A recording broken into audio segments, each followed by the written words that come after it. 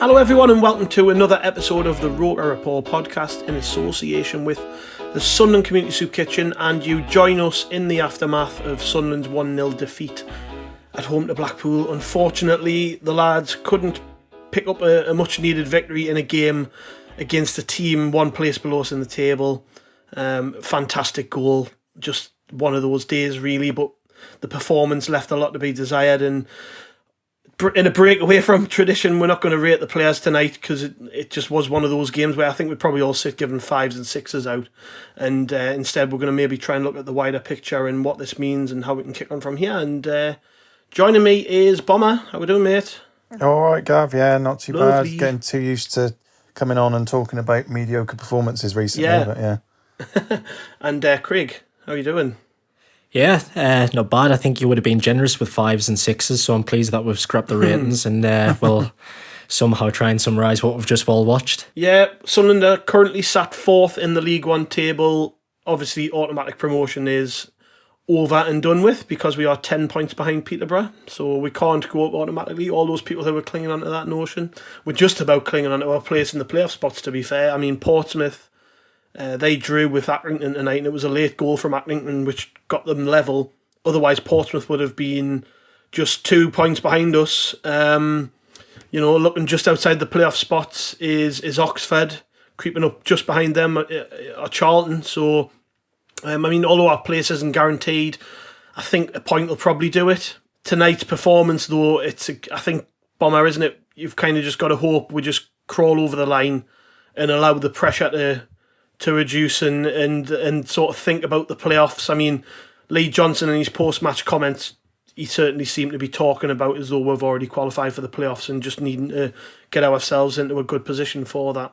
Yeah, it is more about the position we end up going into the playoffs now. Obviously, you want that second leg of the semi-final to be at the Stadium of Light, ideally, which means a 3rd or 4th place finish.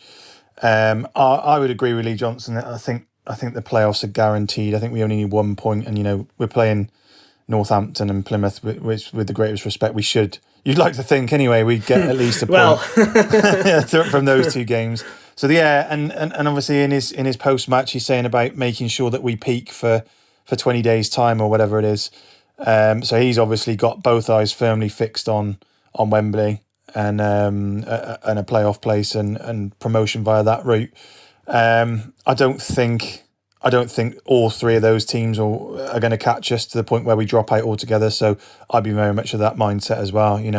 Let's use these 2 games, obviously get the results, but use these 2 games to prep for what will be 3 games which will define our season and send us into jubilation or meltdown. Yeah, it was a little bit flat tonight, Craig, wasn't it? Particularly early doors. I mean, if we quickly look at the stats from the game, they don't tell the full story, because looking at that, if you hadn't watched the game, you'd think Sunderland actually played really well. We had 13 shots apparently, 5 on target, 56% of the possession, made more passes.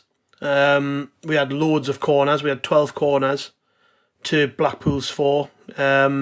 So on the balance of that, you would think we were maybe a little bit unlucky, but to be honest, I don't think we were. I think it was a pretty even, poor game. One moment of absolute brilliance separating the 2 teams. Yeah, I'd fully agree with that. I mean, the stats certainly do not tell the full story at all, do they? Because I think the first half, everybody was tweeting the same, that it was terrible. It was probably the worst game of football that we've seen in a long time from 2 uninspiring sides who perhaps were set up initially not to get beat, but I think it was just indicative really of the sorry season that we've had so far, summed up in 90 plus minutes. And for me, it's a bit of a painful reminder of the problems that we're going to have regardless of what division we're in next season. I think that we looked really, really leggy tonight. We looked short on creativity, short on confidence. And I mean, I think Lee Johnson's right. There is still plenty of time to save this and peak at the right time. There's always one of those sides who come into it really late on, but I mean, by God, they all look shot for confidence after tonight, don't they? And I don't think there's many positives that we can really take away from that. It was a funny performance, like I say. people are searching for answers, and I guess Lee Johnson is. I mean, in his post-match comments, he talked about having to earn his money now because we're on such a bad run. But he did draw on the position he took us from. You know, he said, "Let's be honest, the opportunity is there. When I was standing on the touchline in that first game and we were 11th, I'd have probably taken the position we're in now." I said that to you the other day, Craig, when we were talking. Like, I think when you take stock of things, this is a good position, all things considered. But we can't ignore the form. We can't sit here and pretend everything's great, because clearly it isn't. There's a confidence problem. Maybe you're watching the manager sort of chop and change constantly and look for solutions to the problems he's got. But at the same time, I look at the way he rotated the defence out tonight, and he doesn't have any defenders. He's got one, which is a young lad on the bench, Ollie Younger. And we've had a bunch of suggestions in the replies to the tweet I stuck out before on the ROKER Report Twitter account, asking people what they thought Johnson could and should do in order to get us back on track. A lot of people think that Ollie Younger should come into the team. Is it too little too late, do you think, with regards to that? Or, you know, is it time to maybe bring him in on the right of the three and give it a go? It's never too late, but I think the expectancy is just because he's a natural defender and he's fully fit, people are going to assume that he's going to come in and do a job, and we don't necessarily know if he's capable of that. I think we discussed it the other day that he played in the Rochdale game, and he looked fine. He didn't look out of place, and I've got every confidence that if he does get an opportunity, I'm sure he'll seize it. But that being said, I think now if you kind of chop and change a little bit further, let's say if it doesn't go to plan, he's going to be in the firing line, isn't he? I think if we are going to put him in, he's going to have to play in a 3, because we've seen again tonight that Bailey Wright and Luke O'Nien, although it was a little bit better than it has been, they just don't fill you full of confidence, them two. Then I think you need to maybe offer them with a bit of extra protection. But yeah, we just look brittle at the moment. And I think over the course of the next few days, Lee Johnson really is going to have to kind of go back to basics and just think of how he can just put this right. And, I'm sure that a few of the other lads in the 23s are probably going to be knocking on the door as well. In other positions, obviously the young lad Hawks are scoring goals, Dan Neal's assisting and scoring goals. So there's opportunity for those. And now they've just got to really seize it if it comes their way. But I'm still a little bit apprehensive about Younger. Like I said, he hasn't been involved that much. I can't confidently say whether he'll do the job or not, because just quite frankly, we haven't seen enough of him. Yeah. Another one that people have mentioned quite a lot, Bomber, is, and we've talked about this in the past, Chris Maguire was on the bench tonight and didn't see any action. And you sort of think, and we said this the other week when we discussed him on the pod, about how when you're desperately seeking a goal, he is the one player we have in amongst those options where you think, well, if the ball falls to him 20 yards out, he's capable of sticking that in the top corner. If there's a corner sort of headed clear and he's standing on the edge of the box, or it falls to him, he's one of the players in the team you'd expect to stick it away. But the problem is that clearly the manager isn't a fan of him, because he would have featured by now, wouldn't he? We know now that he tried to move Maguire on in January, and Maguire allegedly refused the move and wanted to stay, which is kudos to Maguire. But that statement should have made it clear to Chris Maguire that he wasn't going to feature and he wasn't going to play. There is a danger that Maguire is going to be Lee Johnson's McGeady to what he was to Parkinson, in that he's cutting his nose off to spite his face, because that Blackpool goal today, there's only really one person that I can imagine from our team or our squad who's capable of doing that, and that is Chris Maguire. And how many times has Chris Maguire popped up either off the bench or even from starting a game in a big moment or in a big game when we need him the most? He's popped up with a bit of magic and scored a late equaliser or a late winner, or got us back into the game. We've had that Arsenal, that weapon on the bench for the last, what was it now, 3, 4, 5 games at least. Yeah. And he's not used it. And it has been to the detriment of the team, and I think to the detriment of the results, because I think he probably could have popped up with something that could have got us an extra point or an extra 2 points. If you're asking me, do I think he should feature? I think, yeah, absolutely. I think he got the potential of making a difference in the playoffs. If you're asking me if I think he will, unfortunately, I think the answer's still going to be no. No. Guinness Guzzler on Twitter makes a series of good points, actually. He thinks we should rest McGeady. He's had a knock and we need to keep him fit. Go 4-3-3. Stop trying to overcomplicate things. Give Younger a chance, which might let us get O'Nien's energy into midfield. And he ends by saying he's not confident at all, but he has to try something different. I think it sort of touches on what you said before about not overcomplicating things and going back to basics. I think 4-3-3 in this little series of games is probably been the best system for us. When he played sort of Winchester, I think, with Scowen and Leadbitter. And I think it was against Hull, and we looked quite good, actually. If it was me as well, I would be starting Jones, and I would be giving more opportunities to Jack Diamond as well. I don't disagree with what he's saying there, actually, about resting McGeady, because as great as he is, he's right. He's had a knock recently. We need him for those playoff games to be at his peak. And I always think about... I listened to a podcast with Ryan Giggs he did with Carragher a while ago, and he talked about how when he was older, Ferguson would always tell him, like, I need you fit for this game in like 3 weeks or a month. And he wouldn't play for those 3 weeks in the Premier League. But as soon as that big game came around, he played, and he was a massive part of the game, and he would more often than not, play really well. Sometimes you've got to manage your older players a little bit differently. And I'm not saying that Aidan McGeady's Ryan Giggs, but he is a decent age. He's played a lot of football this season. He took a really bad knock the other week, and he'll be playing through that injury, you would imagine. He'll still be carrying a knock. I think, with these last two, and these are 2 free hits for me. It's going to take an absolute disaster for Sunderland not to qualify for the playoffs. And I don't think it's that much of a risk anyways to put Jordan Jones on the left in his place. He's a brilliant player. So for me, just try and maybe get back to basics. And I said this on Twitter sort of like tongue-in-cheek, but I think we should treat it a little bit like a mini pre-season, in that just sort of don't take your foot off the gas, obviously, because I felt we did tonight, but at the same time, make sure you use these games to benefit what comes after, which will be the playoffs. Sort of, manage your time of your like I say, your older players, and just try and find a way of winning again. Like, I think today in the game against Blackpool, we fought on with it too much. Like, the starting 11, he only made one change, fair enough. But during the game, we switched systems 2 or 3 times. When it seemed obvious to me that we needed some legs on a half time, we waited too long to actually change it up in that respect.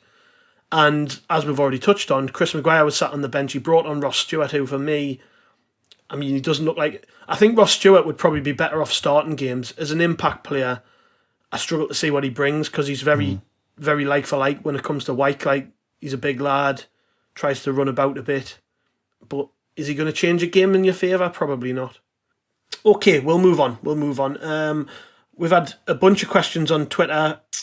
Michael Thomas, this isn't a question, but what he says is players have to take responsibility. Man for man, do your job, win your battles. Second best is not fucking good enough. Sick of it. Very frustrated, Craig, right? But he's right in the sense that they need to take some responsibility, of course, for the performances. I mean, as we've touched on, very flat for the majority of the game tonight. You would expect now in the last 2 games for them to just kick on and pick it up a bit. Yeah, he's absolutely right, in fairness. And I think, to be fair, we've kind of happy clapped our way through a lot of the recent performances, and it is maybe a little far too simplistic at times just to say, well, it's because the squad is suffering from like a lot of injuries. We were suffering from the same injuries when we went through that winning period. I think at the moment there is more than enough experience and there's more than enough nous in there to get the job done, and especially against some of like the limited opposition we've played against.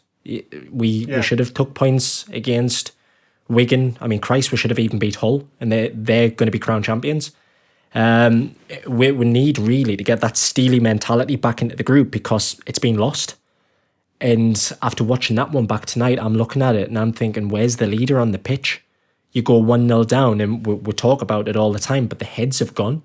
Where's the one person who's rallying around them, and getting them focused and getting them energized and getting them going again? You just don't see it. I think the body language has been poor in the past couple of games, and although every performance in this run hasn't been a bad one, the longer it goes on, it's going to be harder and harder to snap out of. So Yeah, I think that although it's very easy to point the blame at the manager, he's going to have to take his even share of that. But the players have got to look at themselves as well, because they know that they're capable of delivering better.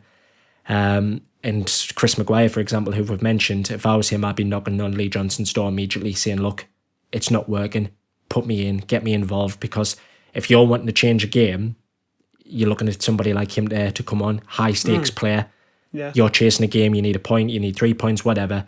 Somebody like him is going to give you a moment of magic, and that's what we're missing right now. We don't look the same sort of ruthless side who's taking every opportunity. There was a good few chances that obviously their goalkeepers kept them in it tonight, but a few weeks ago, we were converting just about every one of them that was falling our path, and now it's not. So we need to change it up a little bit and hopefully do something different, because I think we're very easy to play against at the minute. Do you know what it seems like to me? Just quickly, Gav, sorry. It seems to me that during this good run that we had, where everyone's buzzing, everyone's talking about, we could actually go up as champions, we could finish in the top 2. It seems that head of steam has just been built up to that point, and then once that's taken away from us, when in that game against Peterborough, and we've come to the realisation that it's going to be the playoffs. The players just seem to have forgotten that there's still the playoffs are still there as an option. It's like everything's focused on catching Peterborough and Hull. Then that all of a sudden can't happen, or is looking exceptionally unlikely that it will happen. And it just kind of looks like now they're just playing out the rest of the season. Whereas us as fans are screaming at the TV screens, going, we can still fight for the playoffs. We're still in that playoff hunt, and we can still get promotion. But it looks like the players at the minute just don't echo those sentiments, and are certainly not playing like a team that should be fighting for places in the playoffs. No, I think the players themselves know that one good performance and the mood will flip.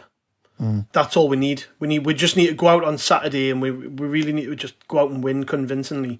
And I think Johnson touched on this in his comments about how we do seem to do lots of the right things, but maybe little tweaks here and there, and the goals would go in. I know I'm being very happy clappy at this point, and sort of trying to see the positives in as much as I can, but I do actually think we've got enough quality to see off the poorer teams, and we've got 2 poor teams to play, and you've just got to hope that between now and Saturday they can have an honest conversation in the academy tomorrow morning. They can all get round a table and have it out and say, right lads, look, we need to fucking sort this out. We have 2 games left.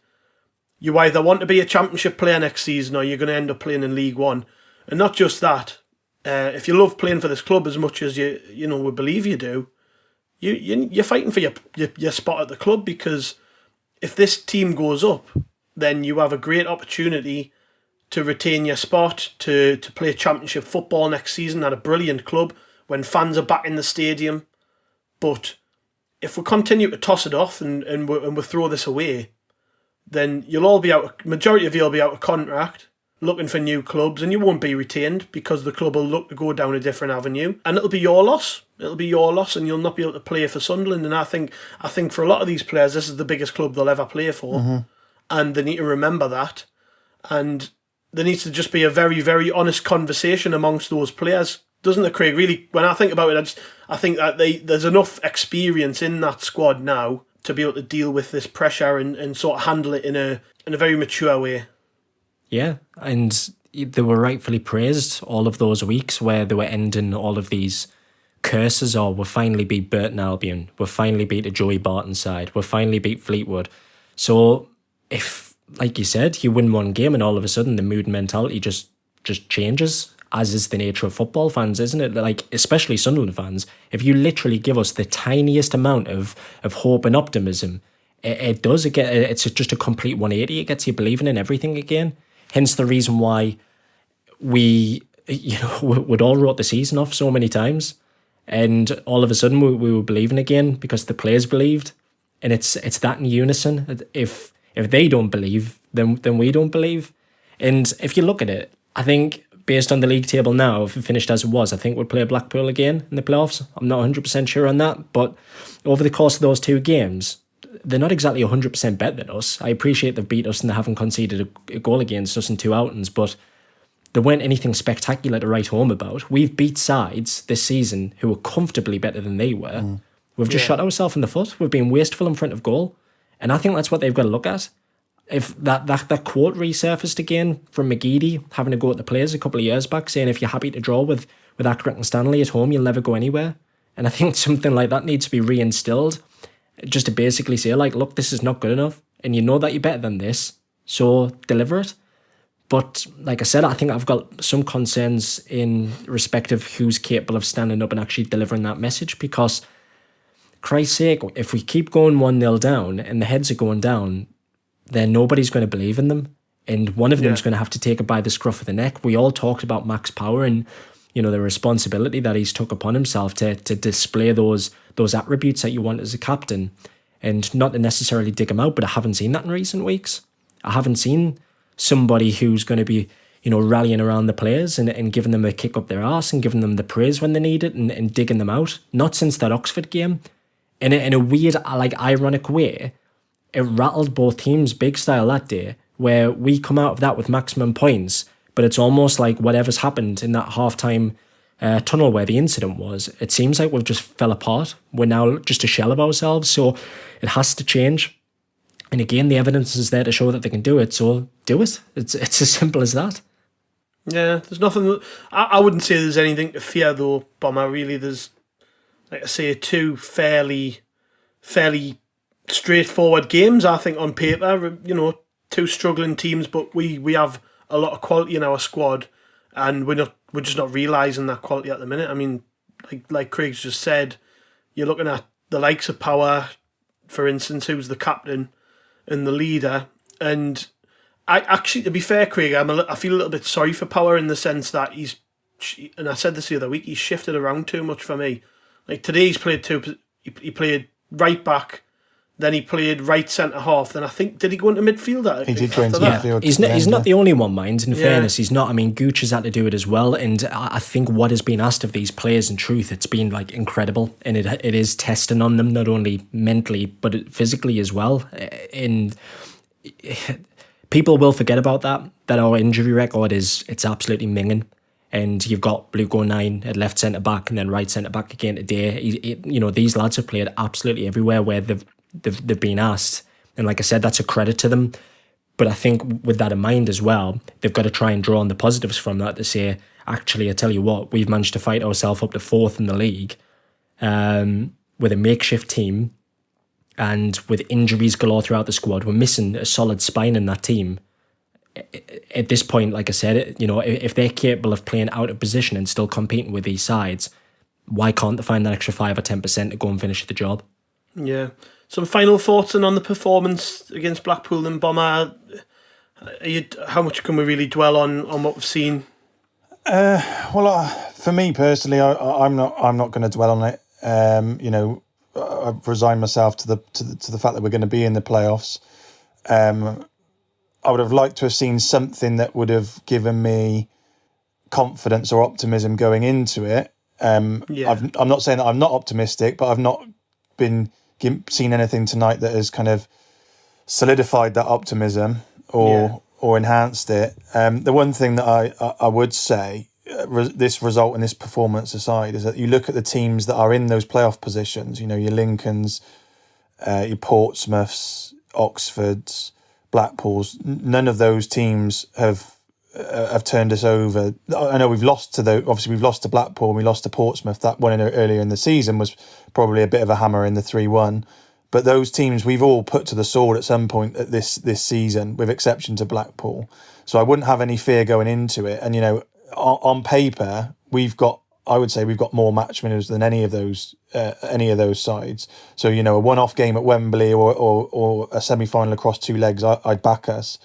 So I'm still optimistic, but I've not seen anything in that result today that kind of suggests or tells me why I should be optimistic, but I still am.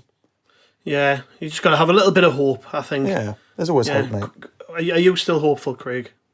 Yeah, I mean, I think I said about 5-10 minutes after full time, I'm genuinely still 100% convinced that we're going to win the playoffs. And I haven't even drank anything today, so that's quite remarkable, isn't it? But I mean, look, like I said, it was an ugly game. There wasn't much in it. both teams cancelled each other out. And maybe they shaded it in possession at some points in the first half.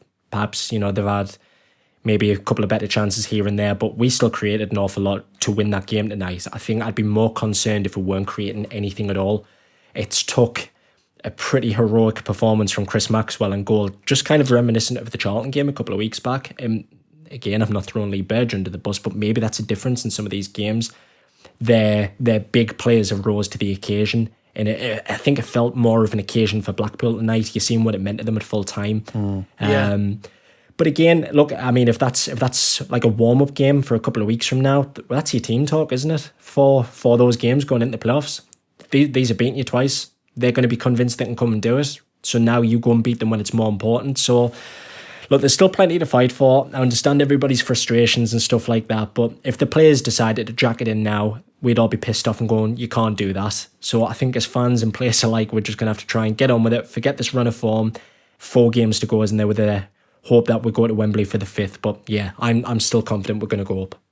Yeah, I'm the same. And I've took a little bit of stick after the game of 1 or 2 on Twitter for being so optimistic last time out, and my stance hasn't changed at all. I can't just allow my opinion to flip week to week, game to game. This is a long-term project. This is a difficult part of the season, and ultimately we can't do anything really because we can't be there in person. All we can do is just sit at home and hope the players do their jobs, and they haven't done it for the last 3 weeks, 4 weeks, whatever it's been. They haven't.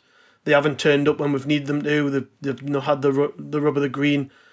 Like tonight, maybe a little bit more luck, and we might have got something from the game. But I just don't see much point in dwelling on it really at this stage. And I know that's really difficult for some people, and I totally get it.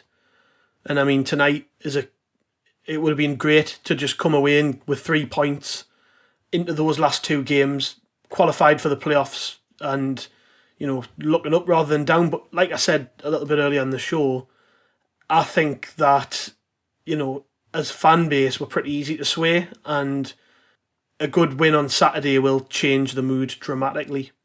And that has to be the focus now for the manager, from the players. Like I say, get them round the table tomorrow morning and have it out and see what the problems are, and talk to them and see what they think needs to happen and what needs to change. And also present that on the table and say, look, there's 2 games left, and we just know that we can flip the mood of this place on its head with a massive, rousing, spirited performance on Saturday. So go out and do it. Do your job, and we'll all be looking forward towards the playoffs. And I think it's as straightforward as that. But yeah, I'm totally understanding people when they struggle to think along those same lines, because it isn't easy being so optimistic tough, all the time. Yeah, and it is tough, and we all just want so badly to get out of this league. And I guess some people can see it slipping away slightly, but the season hasn't ended yet. Until it's gone, we can't, like Craig said, we can't give up on them. But yeah, cheers lads, cheers for joining us. It was a bit more cathartic than I thought it might have been. We could have just sat and slated everything, but I just don't see the merit in that at the minute. I think we've done a good job of remaining level-headed. Thanks everybody, thanks for joining us, and we'll catch you at the weekend.